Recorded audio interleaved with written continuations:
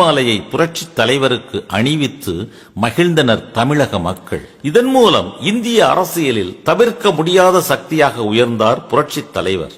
வெற்றியை மக்களிடம் சமர்ப்பித்தார் பொன்மனச் செம்மல். ராஜாஜி ஹாலில் அரசாங்க சடங்கை முடித்த சில நிமிடங்களிலேயே தனது தலைவனை முதல்வராக பார்க்கும் ஆசையில் அண்ணா சாலை முழுவதும் கூடியிருந்த பல லட்சம் தொண்டர்களிடம் அண்ணா மீது ஆணையிட்டு, நீங்கள் தான் எஜமானர்கள், எங்களுக்கு உத்தரவு தாருங்கள், அமைச்சரவைக்கு ஆசி வழங்குங்கள் என தனது ரத்தங்களிடம் ஆசீர்வாதம் கேட்டு மக்களை கண் கலங்க வைத்தார். இந்திய அரசியல் வரலாற்றில் மக்களிடம் ஆசீர்வாதம் கேட்ட முதல் தலைவரானார் எம்ஜிஆர்.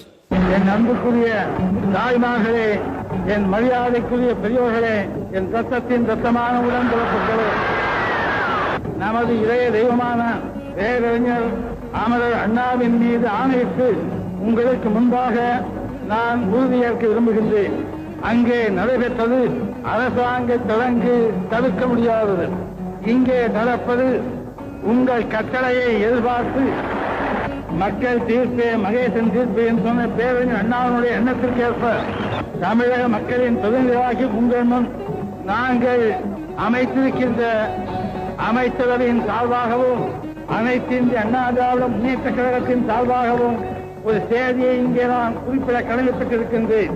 அமரர் பேரறிஞர் அண்ணா அவர்கள் சொன்னது போல லஞ்சமற்ற ஊழலற்ற நிர்வாகத்திலே தலையிடாத, நீதிமன்றத்திலே குதிக்கிறாத, உழைப்பவனே உயர்ந்தவன் என்ற தத்துவத்தை நிறைவேற்றுகின்ற ஒரு மாபெரும் பணியினை நாங்கள் எங்கள் உயிரை கொடுத்தாகிலும் எங்கள் கடமையை தமிழகத்து மக்களுக்காக செய்வோம், நிறைவேற்றுவோம் என்பதை அண்ணா மீது ஆணையிட்டு எங்கள் அமைச்சரவையின் சார்பாகவும் அனைத்து அண்ணா திமுக கழகத்தின் சார்பாகவும் தெரிவித்துக் கொண்டு உங்கள் ஆசியோடு நாங்கள் எங்கள் பணியை தொடர புறப்படுகின்றோம், ஆசி கூறுங்கள் என்று கூறி அண்ணா நாமம் வாழ்க, தமிழகம் வாழ்க, தமிழ் வாழ்க என்று கூறி விடைபெறுகின்றேன்.